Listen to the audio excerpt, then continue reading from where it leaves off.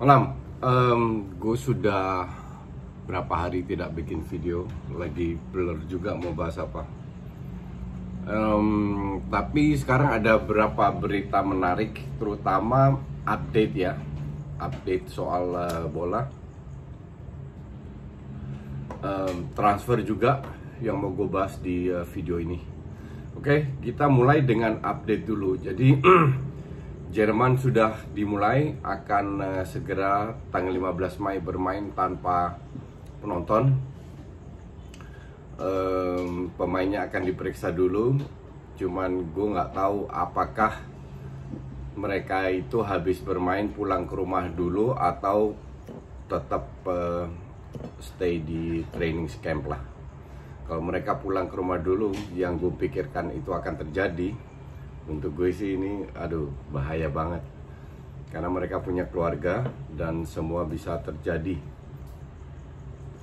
Terus La Liga sudah memberi green light, Menteri Kesehatan di sana, bahwa mereka pelan-pelan sudah bisa mulai bermain. Ini juga masih tanda tanya, kesannya semua maksa banget ya untuk diteruskan. Liga Inggris 7 Juni rencananya paling cepat. Cuman memang ada beberapa catatan, ada 3 opsi yang lagi dibahas sama FA, sama asosiasi pemain. Satu, bermain di tempat netral untuk mengurangi transportasi. Jika itu terjadi, kemungkinan pemain akan masuk ke training camp ya, ke satu tempat, jadi nggak pulang ke rumah masing-masing. Terus kedua, ada opsi bahwa pertandingan ini akan diperpendek, bukan 2 kali 45 menit. Ini hanya opsi yang akan dipertimbangkan, bahwa mereka tidak akan bermain full 90 menit. Untuk gue agak aneh lagi nih, tapi ya sudah. Terus ya, FIFA kemungkinan akan di-approve memberikan kesempatan untuk mengganti 5 pemain ya. 5 pemain sih untuk make sense, karena 92 pertandingan dalam 1 bulan itu sangat berat sekali. Belum cederanya dan lain-lain. Tapi kalau mau dipaksa ya sudahlah. Oke, itu kira-kira yang diupdate. Italia masih belum tahu, jadi Liga Jerman segera dimulai 15 Mei. Habis itu La Liga dan IPL semua tanpa penonton. Ya kita lihat, semoga lancar-lancar aja. Kalau lu tanya gue, ya gue pengen banget nonton bola lagi. Nggak harus siaran lah, pakai minimal nonton dulu lah. Tapi gue juga sadar bahwa kepentingan kesehatan itu di atas segalanya. Cuman gue nggak tahu tindakan apa yang mereka ambil untuk bisa mencegah itu. Semoga tidak terjadi seperti terakhir di mana, Eintracht Frankfurt ya, kalau nggak salah, langsung ada 3 pemain yang kena positif. Dan Jerman kasusnya cukup banyak ya. Jerman, Spanyol, Inggris itu termasuk yang banyak yang masih sakit. Jadi kita lihat aja, semoga semua berjalan lancar, karena humanity above all. Terus soal transfer, Sevilla akan mengincar Timothy Bakayoko dari Chelsea. Sudah mau ditawar dengan 5 juta. Feeling gue sih Bakayoko memang lebih cocok daripada bermain di Inggris ya. Bermain di Sevilla lebih cocok. Dia bukan tipikal pemain yang walaupun secara fisik cukup kuat, tapi dia mungkin secara taktikal lebih cocok di Spanyol, lebih bagus taktikalnya. Chelsea juga nggak rugi-rugi amat, bermain di Monaco, sempat di AC Milan, tapi nggak terlalu kelihatan juga. Nggak kelihatan di AC Milan itu karena mungkin pelatihnya aja. Tapi gue bilang Bakayoko ini bukan pemain jelek. Semoga dia bisa bangkit lagi. Terus Thomas Partey yang ke Arsenal. Jadi Thomas Partey ini sudah bicara dengan Arteta. Dia sudah bermain dari 2011, pengen pergi. Tapi harganya memang nggak murah, 50 juta. Salah satu yang bisa dilakukan untuk menurunkan harga adalah barter dengan Lacazette, karena Atletico kekurangan Torres sudah pensiun, si siapa itu Diego Costa juga nggak jelas. Jadi mereka butuh seorang striker yang bisa menemani, yang at least di depan bisa bersaing lah. Karena sekarang Atletico ya kurang bisa cetak gol, kasarnya begitu. Jadi salah satu opsi untuk menurunkan 50 juta itu bayar duit ditambah Lacazette atau barter full dengan Lacazette, nggak tahu juga, karena Lacazette kayak feeling gue sih masih punya nilai, punya value, jadi harusnya bisa. Dan apakah Partey cocok? Kalau gue bilang sih cocok ya, cocok di Arsenal. Arsenal butuh pivot, pemain tengah yang bisa mendistribusi. Dia juga selalu bermain lebih dekat ke, walaupun dia DM, lebih dekat ke lini depan.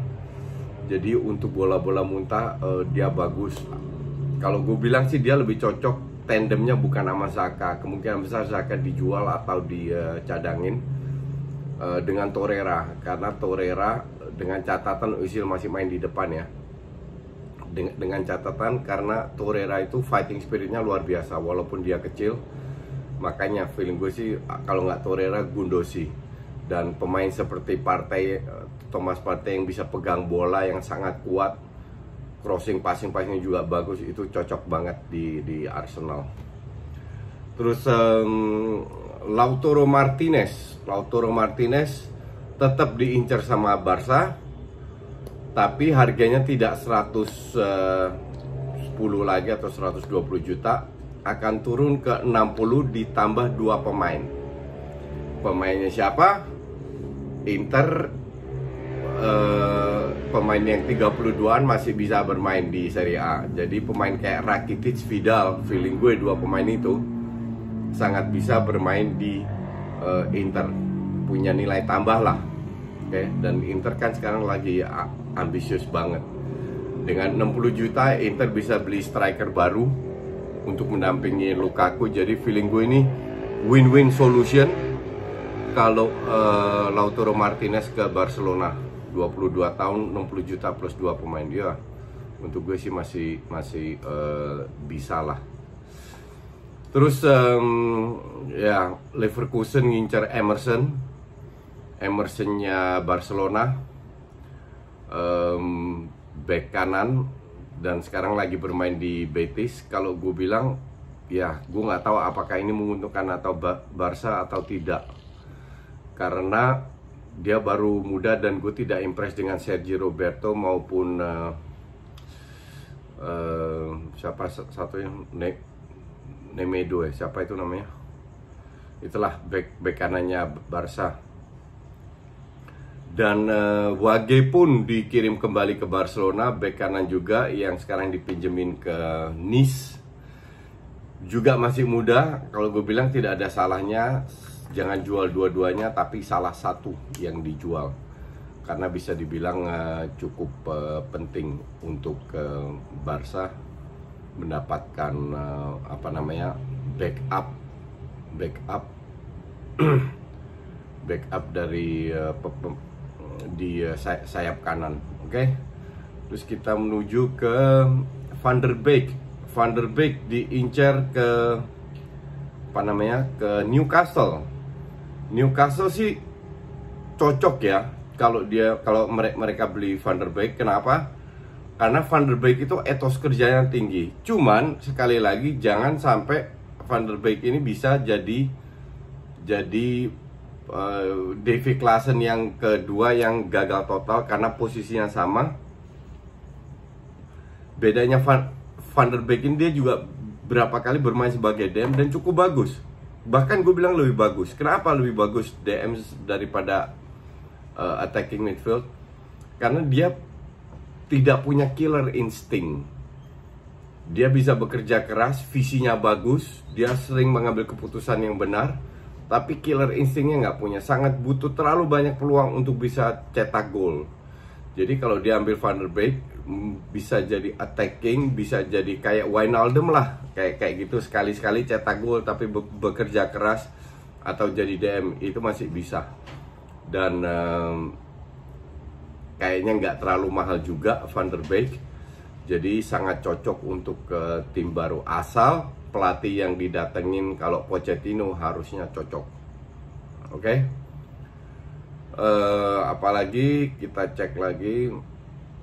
Oh ya, sekarang Barcelona, Atletico Madrid, Valencia dan Sevilla semua transfer harus di-approve oleh Menteri Finance dan Menteri Tenaga Kerja, karena mereka sering bikin kesalahan ya, sering mengabaikan. Jadi semua transfer di 4 klub itu harus dapat approval juga. Terakhir Besiktas tidak memperpanjang kontraknya Karius, Lord Karius, kita nggak tahu dia mau kemana. Ya kalau gue bilang sih dia nggak akan kemana-mana ya. Oke, ada satu lagi, Samuel Umtiti diincar oleh PSG kemungkinan besar tidak memperpanjang kontraknya Thiago Silva, sudah 35 tahun. Dan Umtiti pemain timnas Prancis, jadi dan dia juga bisa membayar gajinya. Walaupun gosipnya Chelsea, Arsenal dan Man United juga incar Umtiti, tapi feeling gue sih kemungkinan besar dia ke PSG dan lebih cocok di PSG daripada ke Liga Inggris menurut gue. Oke, itu aja dulu. Thank you.